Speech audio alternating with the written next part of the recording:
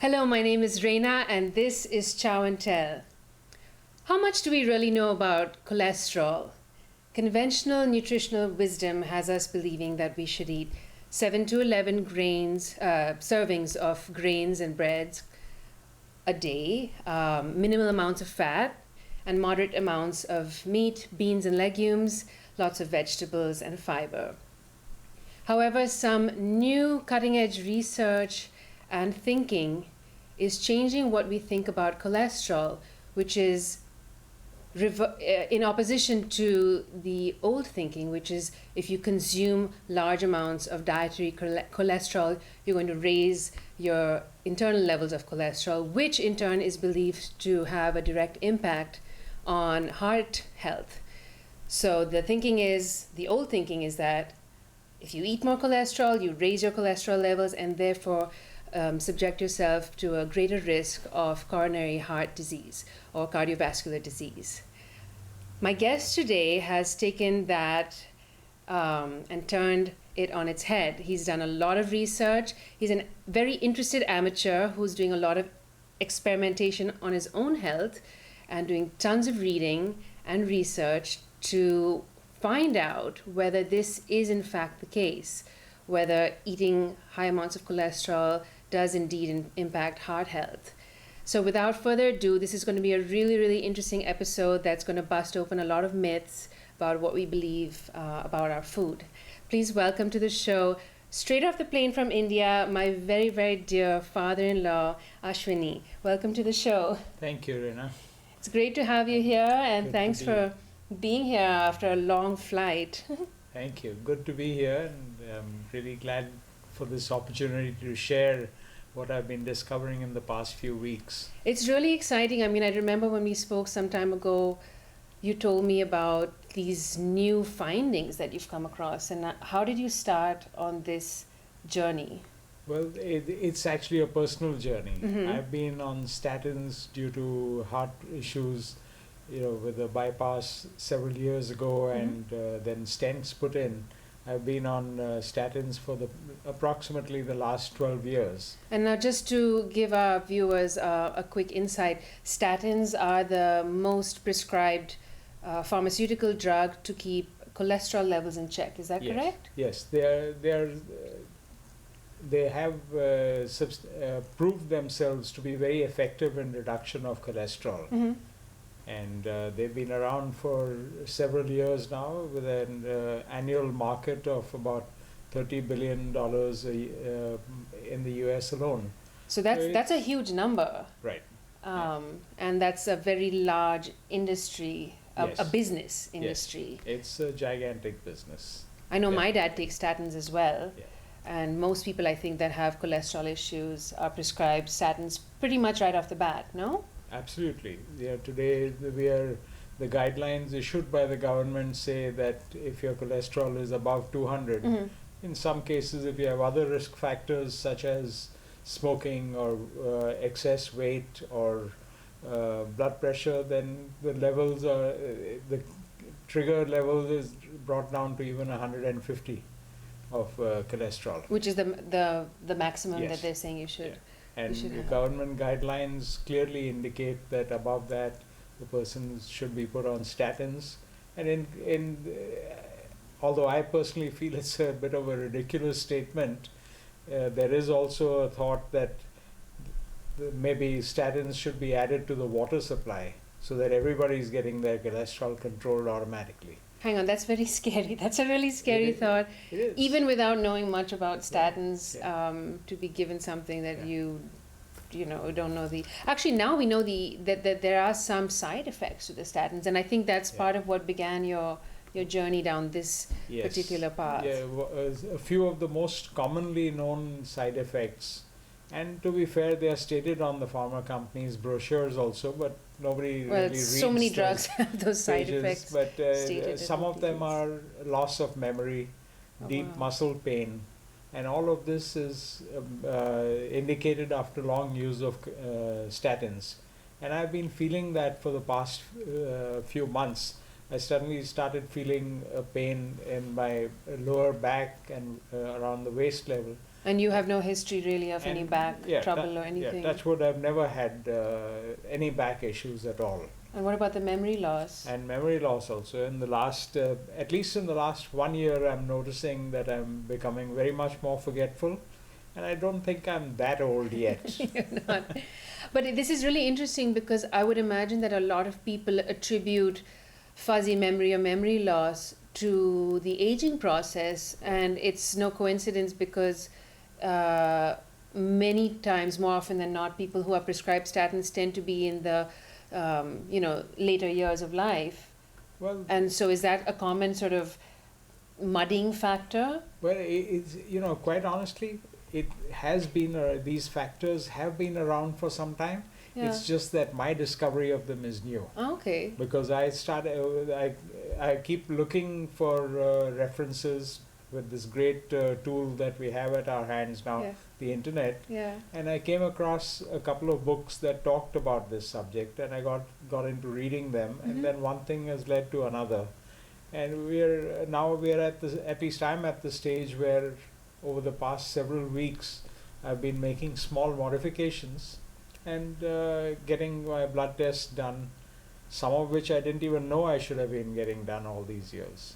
So you've had some really staggering results with some of the initial experiments that you're doing, and you're using yourself as a guinea pig. Absolutely. And this is research that you've done on your own and decisions that you've Yes. made on Yes. your own. Yes. Tell us some of those results, the before and after. Well, all these years, and cholesterol treatment guidelines have been advocating a low-fat, high carbohydrate diet. Mm-hmm. What it means is that not necessarily excessively high carbohydrates, but basically you give up your fats, your meats, particularly red meats, you give up your cheese. And Egg yolks, I imagine. Egg or yolks are yeah. also recommended to be off the list. Yeah. And you need sustenance, so you wind up replacing that with fats. With the carbohydrates, with grains, and so on.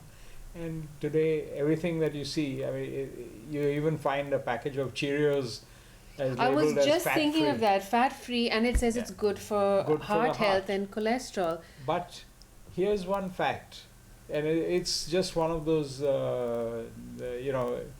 interesting facts, Yeah. that if you consider the history of mankind as we know it, Yeah.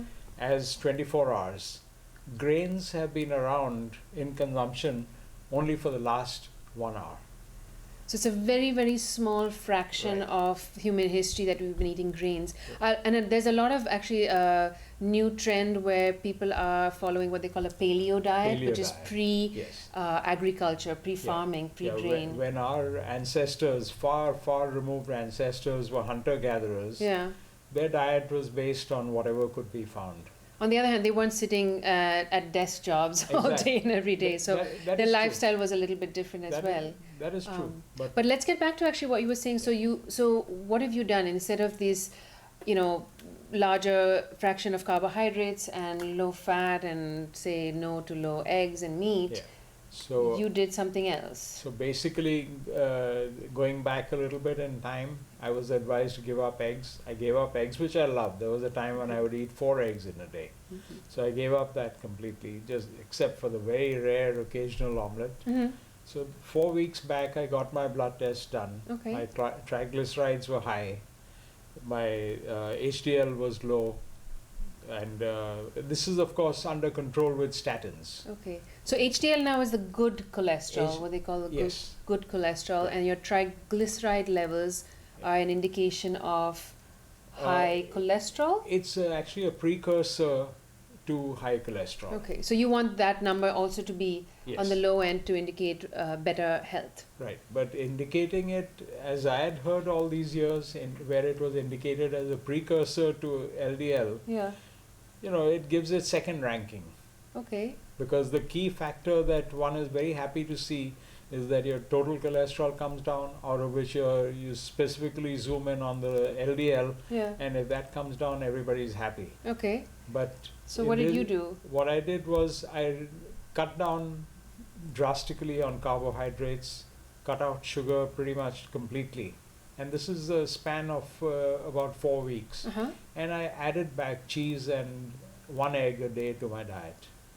And were you eating, or are you eating meats or poultry, fish, No, or anything? Any fish, animal? yes. Okay. But based on availability of fresh fish of the type that is recommended, Mm-hmm. I've been in India. I've switched to canned sardines or tuna at least twice or thrice a week, Okay. and the egg and cheese is every day, and fruits.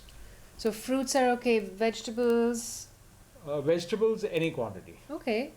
What about high carbohydrate vegetables like potatoes or corn? No.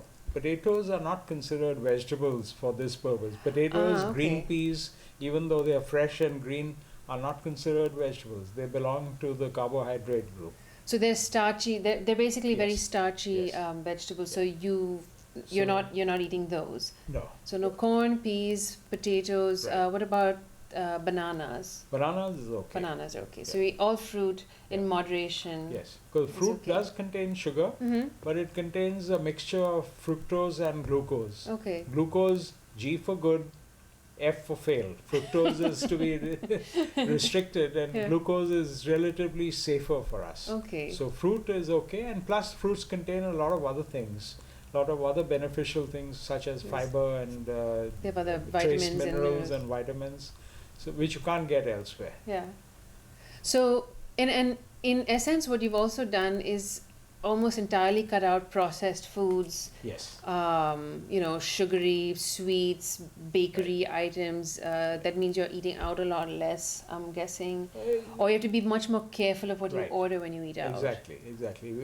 If you eat out, there's no harm in that, but you have to be selective Yeah. on two things. One is where you eat Yeah. and what you What order. you eat. Well, if you select a dish that that is predominantly salmon with a side order of vegetables, you're okay. Fine. Okay. But if you take the mashed potatoes instead of the vegetables as a side dish, then you've compromised your diet. Right. I had another question I was going to ask. It's so interesting because you basically change your diet Yes. quite dramatically, almost kind of turn it on its head in the ratios of what you're eating. And then what? 4 weeks later, you went and you were still taking the statins Yes. in this time, Yeah. which is actually good science Yeah. because you're changing one parameter, One factor at one a time. factor. Yeah. So And 4 then you week- went back and did. Yes. 4 weeks later, I got the same blood test done, Mm-hmm. the cholesterol panel, the lipid panel, Mm-hmm. along with subfractions of LDL and so on. Mm-hmm. And my triglycerides came down from about 216 to 135. So that's a huge drop. It's massive. What is that? Almost 50%. I can't quite do the math, but it's Yeah, about between 35 to yeah, 40% yeah. of a drop in 4 weeks. In 4 weeks. You've basically dropped the one of the big indication factors of heart health or Yes. high cholesterol, I should say. Yeah. And actually here Just by changing your diet. just by this. No, I did not increase my level of physical activity Okay. because I want to do one thing at a time so Okay. that it can be tracked. And this is an ongoing thing now. I mean, this is part one of a multi-phase experiment that you're trying, right? So the next stage is going to be to add things like cold water fish, like salmon, or any of the oily fishes. Mhm. Now, oil is considered to be, one feels ugh, oil and fat and so on. But Yeah. these cold water fish, such as wild caught salmon, is very rich in Mhm. omega-3 fatty acids. And actually, speaking of fat, I mean, you were also mentioning that there's certain fats now that you're replacing earlier fats by. So rather than vegetable oil, I think you mentioned coconut oil. Was it? Coconut oil, I have not studied coconut oil very much so far, Mhm. but basically it falls under the overall umbrella principle of that coconut oil contains saturated fats. So you're actually eating more saturated fats now, Yes. natural saturated fats, not Yes. artificially saturated fats. Absolutely. Which would make butter okay. Butter is okay. Olive oil, Olive oil, preferably extra virgin extra olive virgin oil. olive oil, coconut oil. Coconut oil. bacon fat, I suppose, Bacon lard, fat, or well, I haven't yet your worked son up will the be very courage to go happy to to that hear extent. this.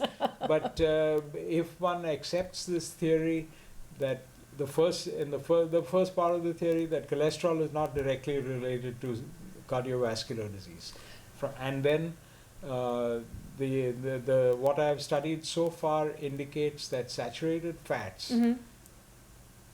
are actually helpful in increasing high density lipoprotein, which is your HDL number.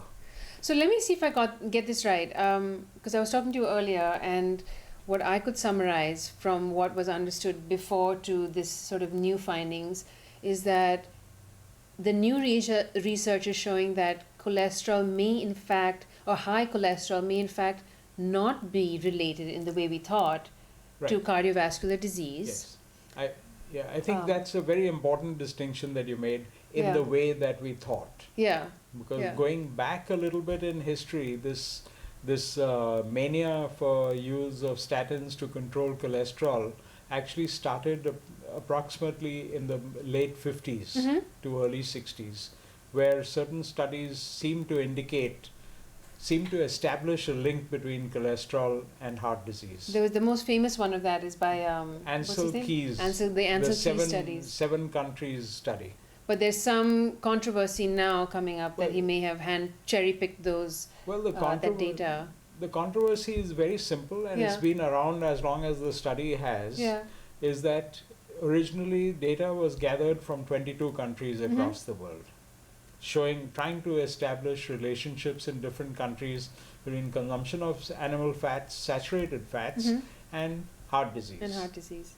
Now, there are many cases within that study where countries such as Finland, where they found in one part of the country that relationship held good, Mm-hmm. across the country in another part it did not hold good. So I wonder if this is, you've heard of the French paradox as well, that people wonder Right. why the French, they drink wine, they eat cheese, lots of butter, Yeah. and they're one of the few that have very, very good heart health Right. for some reason. And Right. this may actually go, I'm just drawing a So- conclusion on the spot yeah. here, but it seems to indicate along the same lines.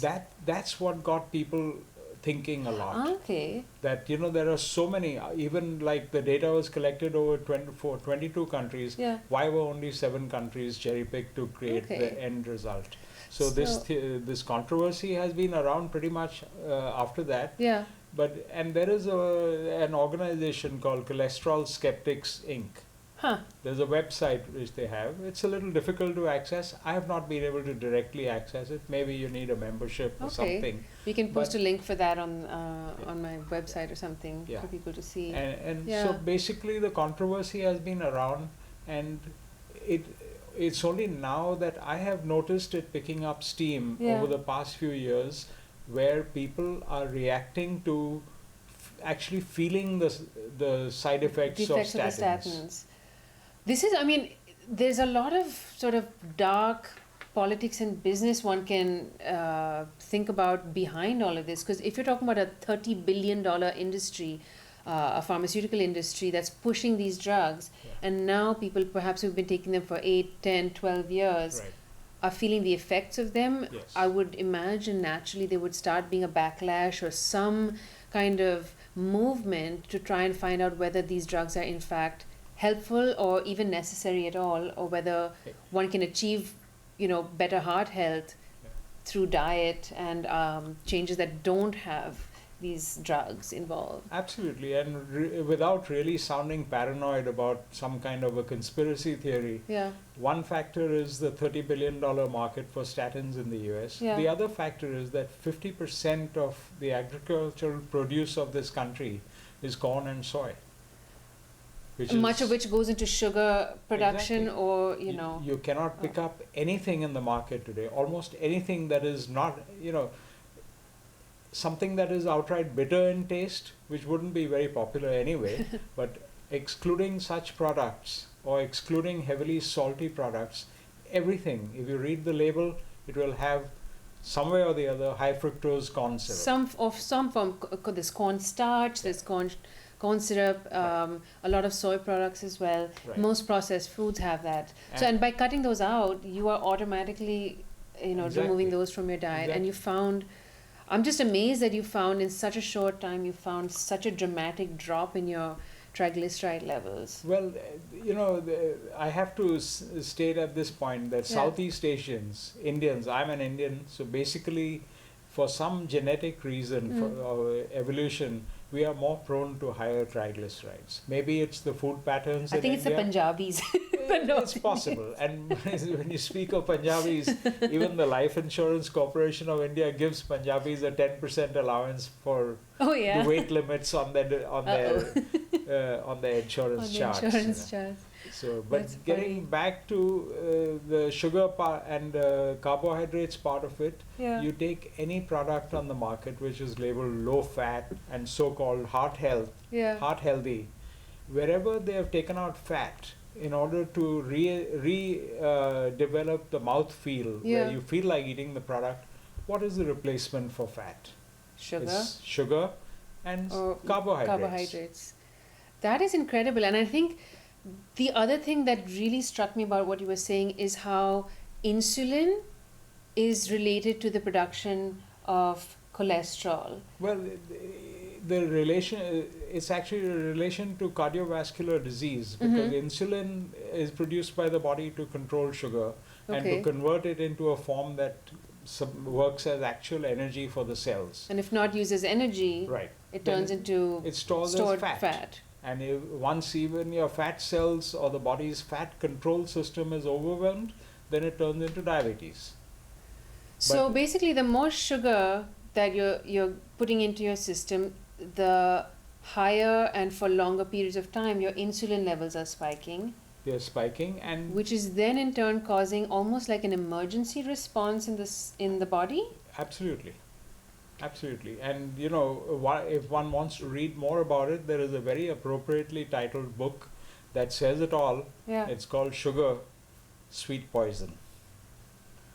So it's by the time we get our sugar on our table fully refined and looking beautifully crystal clear and all that, it's anything but clear, in terms of the effects it has on our body. Because you were also talking about the fact that then the body getting put into this emergency state around the heart is causing almost like a response, like if you were to cut your hand and there's a swelling because all the the white blood cells and other sort of protective mechanisms are coming into place to seal off the area and fight the bacteria, whatever external factors come in. Including cholesterol. So cholesterol is one of the fighting mechanisms. So actually cholesterol is actually working towards our immunity. Not only immunity, I don't think I would be exaggerating based on what I've read about it, is that without cholesterol we'd be dead. Take the case of the brain. It's 2% of the body's mass and it contains 25% of the body's cholesterol. That's amazing. The synapses that connect each part of our brain, each little cell to the next, it requires cholesterol to function. These are such incredible findings, and it's really reverse. So basically, if you control your insulin levels, which mean that you control your sugar intake, then your body isn't attacking itself as much, and you're not building up, for example, with the heart issue, you're not building up as much plaque, which is actually the body's defense to its own spiked insulin levels and state of emergency. Specifically, plaque is scar tissue, where the body's defenses rush to repair the damage that the oxidizing particles are doing, and it tries to control that, and then it tries to encapsulate it in a layer of fat, otherwise known as cholesterol, so that it's isolated. So this is taking it from just the looking at the plaque to actually what is causing the plaque, and that's what your new diet has and your experiments are really getting to. If I am getting that right. Exactly. And that is a common misconception, which I also had until a couple of months back, is that plaque is fat that is deposited on the walls of the artery. But it's not. It is scar tissue. This is really incredible. Which is actually being created in the process of your body fighting inflammation. So the key the key killer is inflammation. Wow. Now, there's a blood test called HSCRP, Yeah. high sensitivity C-reactive protein, Mm-hmm. which is an supposedly an exact measure of inflammation in the Okay. body. That is the number one should keep track of. Now, in my particular case, at the beginning of July, it was at 9.8, and the recommendation is it should be below 1. Wow. On the 31st of July, it had dropped to 1.1. I don't This know is an why. incredible experiment you're doing, and I definitely want to say that we're going to follow this up. This is just the tip of the iceberg of this really cutting edge information that's coming out. I also want to say we have a very short time left, but I do know that you love snacks, and since you're not eating carbohydrates, I made instead 2 other snacks. These are baked collard chips, and these are kale chips I have right here. Yeah. Would you like to try one? Sure. They're totally homemade, organic, collard and kale. Those are the spicy ones, so I think Vivek will like them too. I'll put a recipe for this on the website, www.kitchen-intuition.com. And we'll post some more information about this, what we've been talking about today, and hopefully follow it up with another episode. I would love to do that. I'd love to share what I'm finding out. Super. Thank you so much for being on this show. Thank you. Thank you all for watching. We'll see you next week. Bye-bye. Thank you. Very good. This is good.